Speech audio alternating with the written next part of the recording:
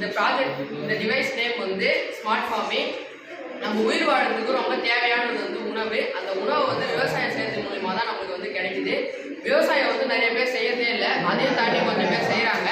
அப்படி செய்கிறவங்களுக்கு நிறைய நஷ்டம் வந்து ஏற்படுது. எப்படிலாம் நஷ்டம் ஏற்படுதுன்னா, இப்போ சம்மர் சீசனில் வெயில் அதிகமாக அடிச்சுன்னா அந்த பயிருக்கு வந்து தண்ணி இல்லாமல் அது வந்து வேஸ்ட் ஆகி அவங்களுக்கு வந்து நஷ்டம் ஏற்படுது. அதே மாதிரி ரெய்னி சீசனில் மழை அதிகமாக வந்ததுன்னா அந்த பயிர் அழுகி போயிட்டு அவங்களுக்கு நஷ்டம் ஏற்படுது. அதையும் தாண்டி விவசாயம் செய்கிறாங்கன்னா விவசாய நிலத்தோட ஓனருக்கு வந்து பல ஆட்களுக்கு வந்து கூலி தந்து அவங்க காசை வந்து வேஸ்ட் பண்ணுற மாதிரி ஆகுது. ஆனால் பல ஆட்களோட வேலையை வந்து இந்த ஒரே டிவைஸ் செய்யும். இந்த டிவைஸை பற்றி எங்கள் டீம்மேட் சொல்லுவார். இதுதான் என்னோட ஸ்மார்ட் ஃபார்மிங் வெஹிக்கல் ரோபோட். நம்ம எல்லாருக்கும் தெரியும், எங்கேயும் சொன்ன மாதிரி ஒரு நிலத்தை வளர்த்துக்கு வந்து நிறைய பேர் கால் கூலி கொடுக்கணும். இந்த ஒரு ரோபோட்டை வச்சு இந்த மாதிரி ஒரு 2-3 ரோபோட் வாங்கி பண்ணால் நம்ம ஒருத்தர் நிலத்தை வந்து சீக்கிரமாக உழுதுடலாம். அதே மாதிரி ஆள் கூலியும் கம்மி. அது மட்டும் இல்லாமல் இது வந்து நம்ம ஃபோன்லேயே கண்ட்ரோல் பண்ணிக்கலாம். நார்மலாக நம்ம ஒரு நிலத்தை உழுறதுக்கோ இல்லை மற்ற வேலை எதுவும் சேர்த்து ஒரு 50,000 ஆகுனா இந்த ஒரு ரோபோட் வந்து அவ்வளோ காசை வந்து மிச்சம் பண்ணும். இது எப்படி வந்து மெயின்டைன் பண்ணியாது. இது வந்து நம்ம ப்ளூடூத் மூலமாக கனெக்ட் பண்ணி யூஸ் பண்ணிக்கலாம். இதில் வந்து நாங்கள் வந்து 2 நார்மல் டிசி மோட்டாரும் ஒரு மதர் போர்டும் யூஸ் பண்ணிக்கிறோம். அதனால் இது வந்து வெரி காஸ்ட் எஃபெக்டிவான ப்ராஜெக்ட்.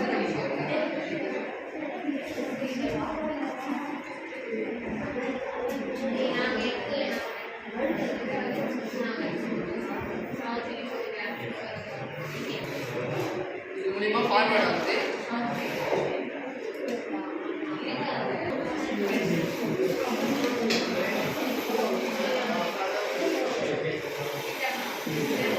இந்த மாதிரி நம்ம இந்த ரோபோட் வந்து நம்ம மொபைலே கண்ட்ரோல் பண்ணிக்கலாம்.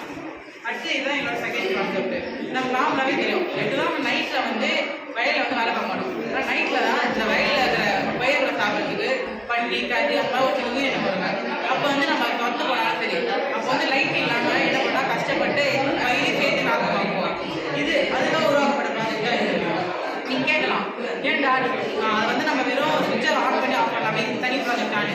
நம்ம வந்து நிலத்தை வந்து தண்ணியோட வளர்த்துறோம். இப்போ தண்ணி வந்து ஒரு சுவிட்ச் போட்டு ஒரு வேறு ஏதாவது சர்க்கியூட்டில் பண்ணி தான் ஷார்ட் சர்க்கியூட் ஆகிடும். அப்போ நம்ம தேவையில்லாம கை வைக்கும் போது நம்ம கரண்ட் ஷாக் வச்சு உயிருக்கு பெரிய ஆபத்து ஏற்படும். இது வந்து ஆட்டோமேட்டிக் ப்ராஜெக்ட். இது நல்லாவே தெரியும். இது பேர் வந்து எல்டிஆர். இதுக்கு வந்து நாங்கள் எல்டிஆர் சென்சார் ஒரு லைட்டு யூஸ் பண்ணிடுறோம். இந்த எல்டிஆர் சென்சார் வந்து என்ன பண்ணோம்னா டார்க்னஸ்ஸே லைட்னஸ்ஸே வந்து மெஷர் பண்ணுவோம். இப்போ வந்து நைட் ஆனால் என்ன ஆகும், இருள் வந்து எல்டிஆர் இந்த மாதிரி பண்ணுவோம். அப்போ இந்த லைட் வந்து ஆட்டோமேட்டிக்காக ஆன் ஆகும். இதனால் நமக்கு நமக்கு வந்து ஷாக் அடிக்காது. அதே மாதிரி நம்ம நல்லா தெரியும், ஒரு வயலோட வளர்ச்சிக்கு வந்து தண்ணி வந்து ரொம்ப முக்கியமானது.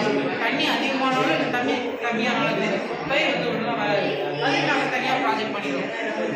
நாங்கள் இந்த ப்ராஜெக்ட் வந்து ஒரு மாய்ஸ்சர் சென்சாரையோ ஒரு சிம்பிள் வாட்டர் பம்பு யூஸ் பண்ணிக்கிறோம். நாமளாவே தெரியும், இப்போ இதை நாங்கள் ஈரமண் வச்சுக்கிறோம். இப்போ பார்த்தீங்கன்னா ஈரமண்ணுக்கு விடும்போது இதோட ரீடிங்ஸ் வந்து ஹையாக இருக்குது. அது பண்ணால் இந்த மண்ணு வந்து தேவையான அளவுக்கு தண்ணி கொஞ்சம் தண்ணி தேவைப்படாதுன்னு. இப்போ இதுவே நார்மலாக அட்மாஸ்பியருக்கு வந்துச்சுன்னா ரீடிங் வந்து